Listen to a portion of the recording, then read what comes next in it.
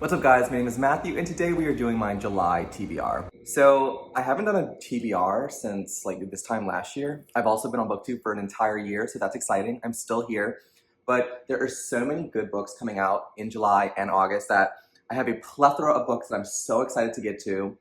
I normally don't film these videos because I don't like the pressure it puts on me, and I'm also definitely a mood reader, so I will have a list and then completely deviate from the list once I hear a book that I want to read. So sometimes I feel like I didn't accomplish much out of the month because I said I was going to read one thing and then I read something completely different. That being said, I have some books that I'm definitely going to be reading in July, in August. It really just depends on how work goes, how many of these books I get to, and I want to tell you about them because I'm very, very excited about them. Also, I am participating in Summerween as long as, work doesn't blow up. I was going to participate in Spring Flingoween. I had the shirt, and then work blew up, so I didn't get to participate. So I'm hoping that I'm able to participate in Summerween this year, hosted by Gabby Reads and Olivia Reads a Latte. I will have a bookmark down for my TBR for that week of horror and thriller reading for Summerween. Let's start. I'm already reading 2 books in July because it's July 4th. Happy 4th of July to those who celebrate. And I'm going to start with You're Invited. This book was a book of the month. It just came out on Book of the Month, but I don't think it comes out like at the stores until August 8th or 9th. I am on page 79 and I am having such a good time with it. I didn't go into it expecting much, but I'm just like really, really into it. It's kind of like a popcorn read where the writing is very simple sentences, no fluff, but it's a really good story. So I don't want to jinx myself, but I'm having so much fun with it. So this is about a girl named Amaya, and Amaya has an ex-best friend named Kabi, and Amaya finds out that Kabi is getting married to Amaya's old boyfriend, and Kabi and Amaya don't speak. Amaya obviously doesn't speak to her ex, and she gets invited to Kabi's wedding in Sri Lanka.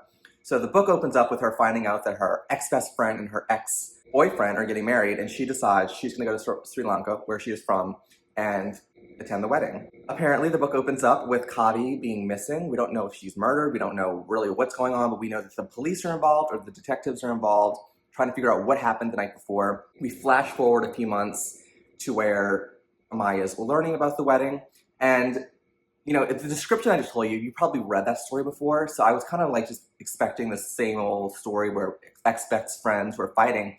But this character, Amaya, has so much, I don't know the word, like depth, but at the same time, she's odd.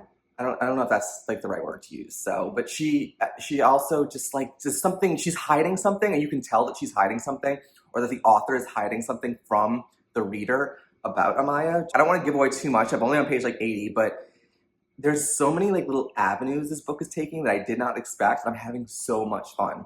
Hopefully I'm not jinxing myself, but I'm hoping to finish this soon. It's only 360 pages. But yeah, I'm having a good time. So if you're interested, if that synopsis sounded interesting, I would definitely check out You're Invited. The next book that I'm currently in the middle of is John Grisham's A Time to Kill.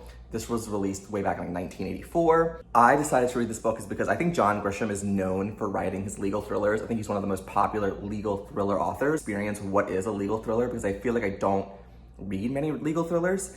I'm about page 200. I'm enjoying it, but it's very wordy. It's not the typical thriller in the sense that there's major twists, there's secret lies. It's more, there's a story and a lot of legal jargon is involved, a lot of court appearances, a lot of, how the judicial system works. So I know that is not for everyone, and I'm scared that people on my channel would not like this type of book, so I'm really hesitant to recommend it. I'm also not finished it, so I'm not gonna recommend it. Also, I'm on page 200, and this book was written in 1984. This book uses the N-word every other page. I'm not exaggerating. It's very jarring, and this is a book that I'm reading, but then also when I'm driving or doing chores, I'm also listening to it. And just to have the narrator just say the N-word repeatedly is very just off-putting. So I definitely want to warn about that. And obviously this book hasn't aged well, but 1984, I know that that's a long time ago, but it's shocking to me that a really famous author just regularly used the N-word, and it was just oh, it's published. I don't know,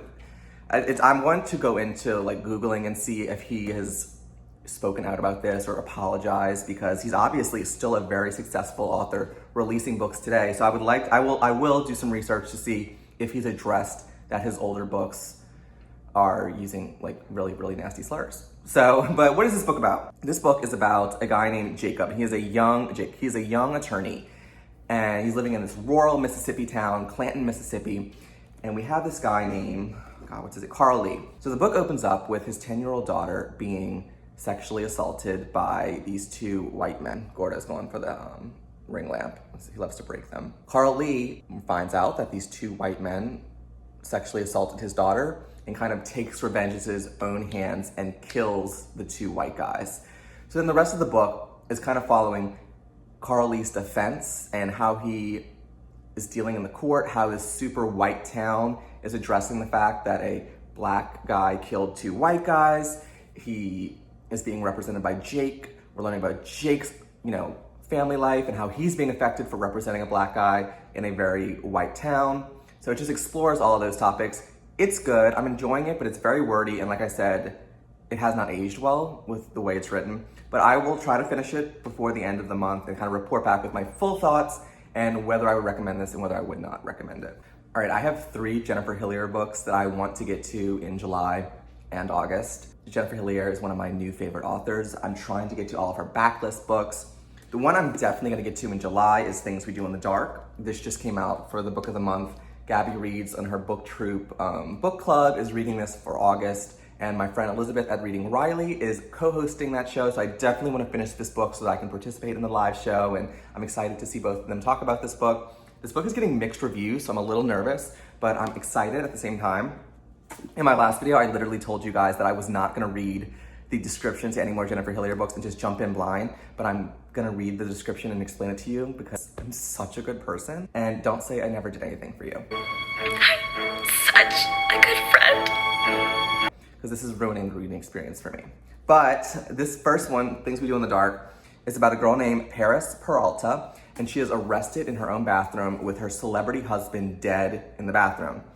And the police are coming, the media is getting involved, and in Paris, you would think would be nervous because, oh, I just killed someone and I'm gonna be arrested. But she's more concerned about people figuring out who she really is. And she has this secret identity apparently, and she's more worried about her true identity getting out than her being arrested for murdering her husband. There's also a girl named Ruby Reyes who's in jail who knows Paris's true identity, and she threatens to expose all of Paris's secrets. That's all I know. I'm excited to read it. Jennifer Hillier has not let me down yet. I've read 2 books by her, The Jar of Hearts and Little Secrets. Both were 4 and 5 stars for me. So I'm excited, and I'm definitely gonna get to this book this month. The next Jennifer Hillier book, I just read the description. I got so excited to read it, and I'm pissed off that I read the description because it sounds so good. And that is The Butcher. I got this from my library, and I'm gonna try to get to it this month if I can. And this is about a guy named Edward Schenck, who was a hero 30 years in the past because he hunted down and killed the most notorious serial killer in Seattle's history, the Beacon Hill Butcher. And we're opening up, when this retired cop is 80 years old, and he's giving his grandson, Matt, who he raised, this old Victorian house. Matt finds this locked crate and buried in the backyard, and apparently there's secrets about his family in this crate, and he's kind of struggling whether he should reveal this information apparently. So we're dealing with that. Then also there's this guy named Sam and his girlfriend who have this suspicion that Sam's mother was killed by the butcher, even though the murder took place years after Edward Schenck, the retired cop, apparently killed the butcher. So I think what we're dealing with is, was the man that that the cop actually killed the real serial killer? This sounds similar to Jar of Hearts, kind of, or I don't know. It's just I feel like I've read this by Jennifer Hillier. It has similar themes, but it sounds so good. Is the serial killer still out there? I'm excited. I don't know. I'm excited about this one. I haven't heard much about it. Let me know if you've read it. It's only 330, perfect size for a thriller. But yeah, I'm excited. That got me really excited to read it. Okay, the next book that I have for Jennifer Hillier is Creep. Got this from my library. I'm not sure if I'm gonna be able to read this month, but this is a series, I believe, by Jennifer Hillier, and it's about Dr. Tao, who is a professor of psychology, who is an expert in human behavior. I have never read this before, so I'm trying to read it and speak to you as if I've read it. So let's go. Okay. She has an affair with a sexy, charming graduate student, Ethan Wolf. And so I guess she's starting to sleep with her student. And then, that ends. And after, she then gets engaged to a kind and loving investment banker who adores her. And she's taking control of her life. But when she attempts to end the affair, Ethan Wolfe won't let her walk away. Ethan has plans for Sheila, plans that involve posting a sex video that would surely get her fired and destroy her prestigious career. See, this is why I don't like reading Jennifer Hillier book descriptions, because I feel like it's walking me through the whole book. Like, that was probably a twist or like a plot point that I should not have known. Whatever, I'm gonna keep going. So he's gonna blackmail her, I guess, for dumping him. It's about a girl who sleeps with a teaching assistant or a student, and she tries to dump him, but he's like, nope, you're not dumping me. I'm gonna blackmail you and destroy your life. Well, that sounds promising. All of Jennifer Hillier's plot points just like make me want to read them right away. So hopefully I can get to all 3 of these books. Let me look at y'all, I have this little like, my like agenda, and I made this little page with like all my book stuff, the videos, and Summerween, and TBR, and like, this is not the nerdiest, cutest thing ever.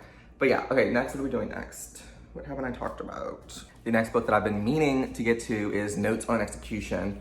I talked about this in my mid-year freakout as one of the most, books that I keep wanting to read, but I haven't yet, and it's getting a lot of hype. Most people that read it have really enjoyed it, given it 4 or 5 stars, so I'm very excited about it. This is about a guy named Ansel Parker, who is on death row and is scheduled to die, and we're inside his brain, kind of figuring out what he did to be put on death row, and we're also getting chapters from women in his life and how he, I'm assuming a killer, has affected all of the women in his life with his crimes.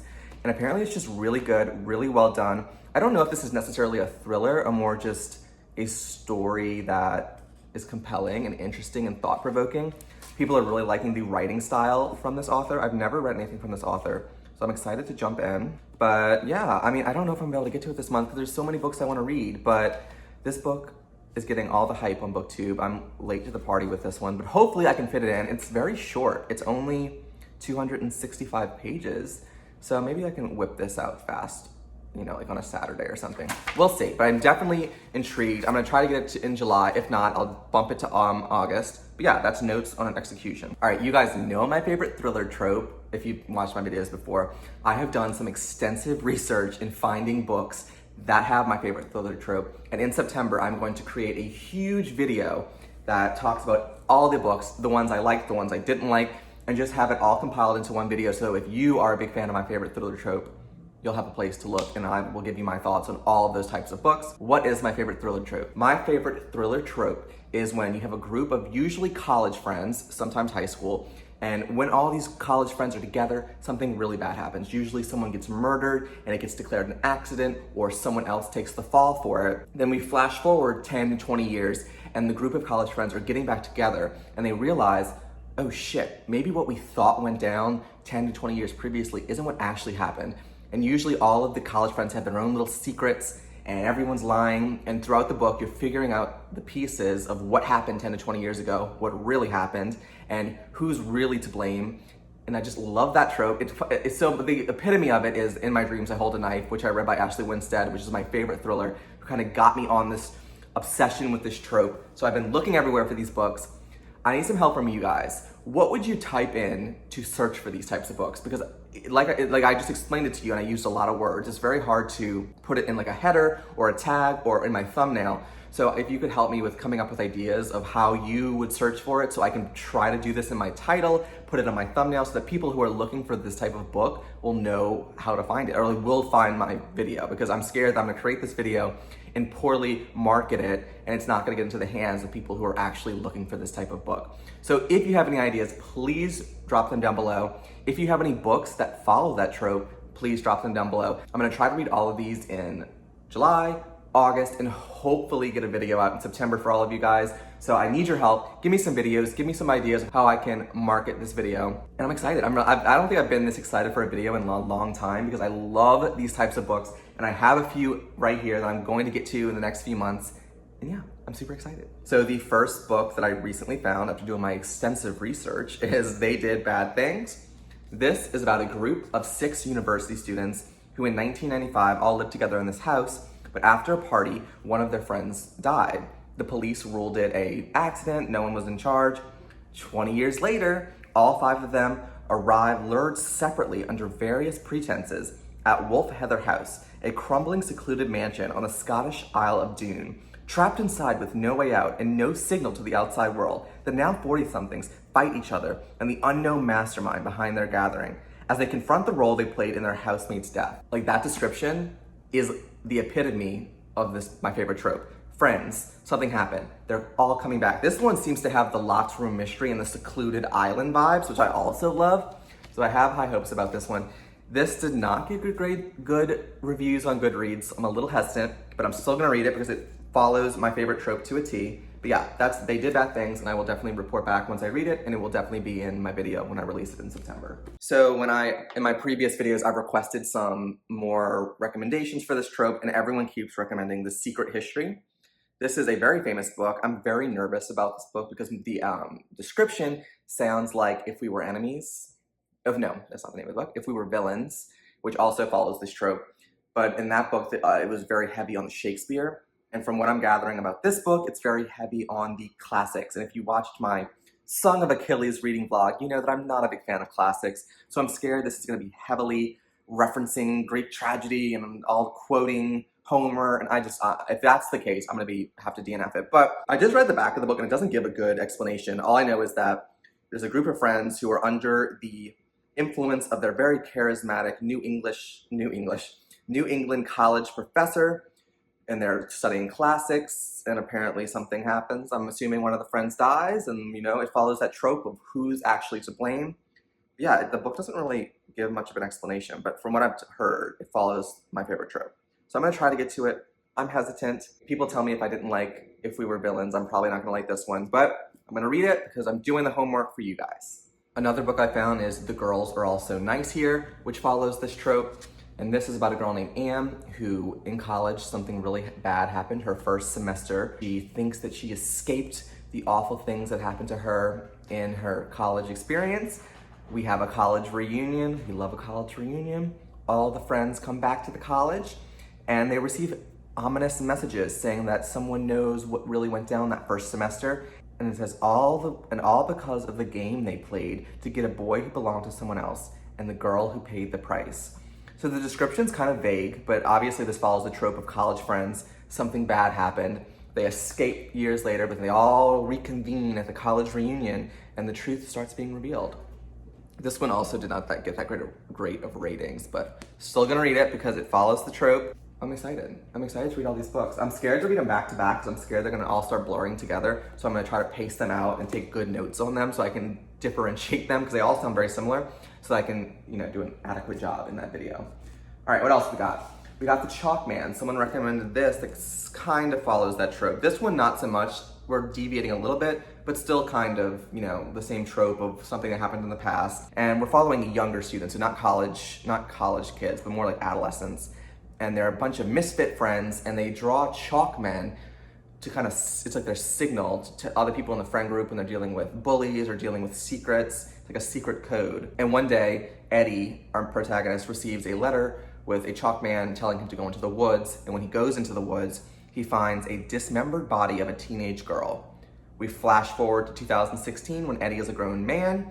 He's a teacher with a drinking problem, and he's trying to recover from what he experienced in the past. But then one day, he receives a letter with no return address containing a signal chalk stick figure, the same figure he saw the day he found the body. Soon, he discovers that each of his old friends has received the same mysterious note. At first, they brush it off as a bad prank, but when one of them is killed, Eddie realizes that saving himself means finally figuring out what really happened all those years ago. So not identical to my favorite trope where normally we're dealing with a group of friends from college. This seems like we're dealing with more like younger kids, and then those younger kids are adults. So it's very similar to the trope, but this one sounds interesting. But yeah, I'm excited and hopefully I can get to this. And one of you guys recommended me this book when I asked for recommendations. So I will let you know what I think about The Chalk Man in that video. Before we switch over to Summerween, this is gonna be in the Summerween, but this is also a book that follows the same trope of college friends, and I'll just explain it in a minute. The Karen Slaughter book that's coming out in August also follows this trope, so that will definitely be read and put in the video. But I think those are all the ones I have so far, plus all the ones I've already read that will be included in those videos. Like I said, drop a comment down below if you can think of any others. Drop a comment if you have any recommendations on how I can market this video so that it gets in the right hands of the right people. And let's move on to my Summerween TBR. Summerween TBR is hosted by the lovely Gabby Reads and the lovely Olivia Reads a Latte, and they do quarterly readathons where they read thriller and horror books. As you guys know, I'm not a big horror reader. I've tried, I just can't get into it, but I still like to participate and read my thrillers, and I'm going to try to do it this year. I bought the shirt, I bought the mug, so I have my gear. You guys know I love my merch, so I have my merch ready to go. We have 5 prompts. The first one is read a book in the dark, and then read a book with Halloween colors. So those are 2 separate prompts. For that one, I'm gonna read Ruth Ware's The It Girl because this looks like Halloween-y, right? And I'll read it at night. I usually only read at night, so I usually only read in the dark. So that's what I'm gonna read with this one. This follows that same trope. This is about a group of friends who are at Oxford, and they've cultivated a group of devoted and inseparable friends, Will, Hugh, Ryan, and Emily, during their first term. By the end of the year, April was dead. So they find out that April is dead. Now a decade later, all of the friends have moved on. Some of them are married. Some of them have expecting children. The Oxford porter, John Neville, what is a porter? Is it like a door holder? I don't know why like a door holder came into my brain. What is a door holder? What is a porter? Is it someone who like opens the doors? Ooh, I'm gonna look really dumb. Okay. So apparently a Oxford porter was convicted of the murder of April. He died in prison, but then there's new evidence that suggests that Neville may have been innocent after all these years. Hannah reconnects with all the old friends, they delve deeper into the mystery, and she realizes that the friends she thought she knew all have something to hide, including a murder. So it literally follows the same trope as all these other ones. I'm really gonna have to separate these books and take notes because I have a feeling they're all gonna start blurring together because they all follow the same plot. But Ruth Ware is a very famous author. She's very hit or miss for me, but I'm excited to jump on this one. I'm gonna read it soon for Summerween. I love this cover. Okay, anyway. Yeah, so that's the first book I'm gonna read for Summerween and follows my favorite trope. And this is for the read a book in the dark and read a book with Halloween colors. The next prompt is read a book with haunt in the title, like haunt, haunting, haunted. I have no books on my TBR with haunting, and I don't wanna read a ghost story. I'm not into it. I keep trying to read ghost stories, and they always fall flat for me, and I'm always in the minority of not having a good time with them. I like my books more in reality than in the supernatural, as you guys know, if you've watched my videos. So for that prompt, I'm gonna read The Chalk Man. And I know this does not have haunt in the title at all, but it seems to be following about a serial killer, and that's kind of like spooky Summerween vibes. So I'm definitely going to jump on this one for that prompt. Sorry, I just don't wanna read a haunted book. I don't want to, sorry. All right, and then the next prompt is read a slasher. I've actually never read a slasher, and I'm very excited about this prompt. I got a book called Camp Carnage. It was free on Amazon, so if you have a Kindle, Camp Carnage is free on Amazon, and it is about this camp where, like, I think it's like in the 1980s, and all these gay kids get sent to it. It's like a conversion thing, you know, like where they used to send gay people to try to convert them to turn straight, which we all know is like bullshit and should be illegal in every state. But I digress. And we're following all of these queer people at this camp where they're conversion therapy, trying to fix the wrongness of being gay. And apparently there's a slasher who's killing them off one by one. You had me at queer, you had me at slasher. I'm very excited. It's definitely outside of my comfort zone because I don't normally read slashers. I've never read a slasher. I hope there's a mystery element to it. I hope it's not just like, we know who the killer is and we're just getting brutal scenes of gay people getting murdered, because that just doesn't sound very pleasant. But I hope there's a little bit of a mystery to it. I'm okay with the gore as long as it has some underlying, like the plot's good, but I don't want just scenes of like brutal murder because that just doesn't sound interesting to me. But I'm gonna read Camp Carnage. I'm excited about it. Let me know if you've read it because I really haven't heard many people talk about it, but it sounds good, so I'm excited. And another prompt they have is bake a spooky treat. I don't bake, so I'll probably go to the store and buy like a cupcake or something. I don't bake, believe it or not. So, but I will try to, get something that's spooky, or maybe I'll make a spooky drink that's more my vibe. And yeah, I'm excited to participate in Summerween. I forgot the dates. I know it's a Saturday to a Saturday. I think it's the week before the last week of July because I'm out of town the last week of July, and I knew it didn't overlap. So I'm pretty sure it's the second to last week of July. Is that whole week starts on a Saturday, ends on a Saturday, or starts on a weekend. Maybe it starts on a Friday. I will put it down here with what the actual dates are. But I'm excited to participate. I'm excited to vlog my experience. Let me know if you are participating in Summerween. And I think those are all the books that I wanted to talk about. Don't get too excited. I don't plan on releasing these TBRs because like I said, they stress me out. They make me feel like I'm trapped into reading books. And if I'm a mood reader, so if I don't want to read it, it makes me feel like I've failed my goal and I like to check off my goals. So, but I was excited about all these books. I'm excited about the Ashley Winstead book coming out in August. I'm excited about the Karen Slaughter book coming out in August, and also the Alice Feeney book. There's so many good books coming out, so little time. Hopefully I'm able to read the majority of these and I will report back. But let me know if you guys have read any of these, if you have any recommendations for me, and I will see you guys in another video soon.